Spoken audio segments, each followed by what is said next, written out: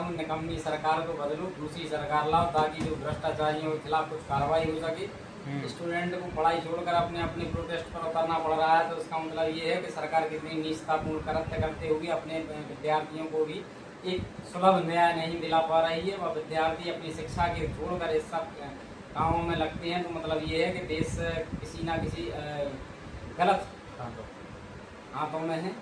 और रही बात प्रधानमंत्री और शिक्षा मंत्री के इस्तीफे की, तो इनका इस्तीफा तो मार कर लेना चाहिए, बकाया सब चलता रहता है। नहीं, इस्तीफा देने से क्या शिक्षा का सुधार होगा? सुधार नहीं होगा ये, लेकिन इस्तीफा देना भी कोई कम गंभीर विषय नहीं है। ये सुधार ना होना भी एक कहीं ना कहीं इस्तीफा ना देना भी एक दर्शाता है। राजनाथ सिंह कह रहे हैं हमारी एनडीए की सरकार है, इसमें इस्तीफे नहीं होते हैं। इस पर क्या कहना चाहते हैं आप? इस्तीफे नहीं होते क्या? एक कुर्सी है, जनाजा थोड़ी ना है कि मरने के बाद दोबारा नहीं आएगा। कुर्सी है, दोबारा दूसरे को मिलेगी। जरूरी कह दिया, एक बच्चा अगर कोई नालायक निकलता है तो क्या बाप का नाम खराब हो जाता है?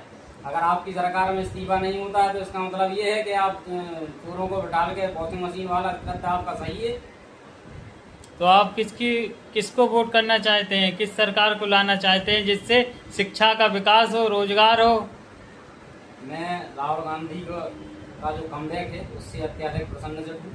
मैं चाहता हूँ कि राहुल गांधी दोबारा से देश को राहुल गांधी अपने हाथों में चलाए, ज़्यादा अच्छा। धन्यवाद। और भाई इस जंतर मंतर पे हो रहे प्रोटेस्ट के बारे में, ये जो हमारे बेरोजगार नौजवान वहाँ लाठी खा रहे हैं, और लाठी खाने वाले और लाठी मारने वाले भी इस देश के ही व्यक्ति हैं, तो इसके बारे में क्या कहना चाहते हो? बुंदेलखंड से हजारों बसें जानी चाहिए वहाँ पर।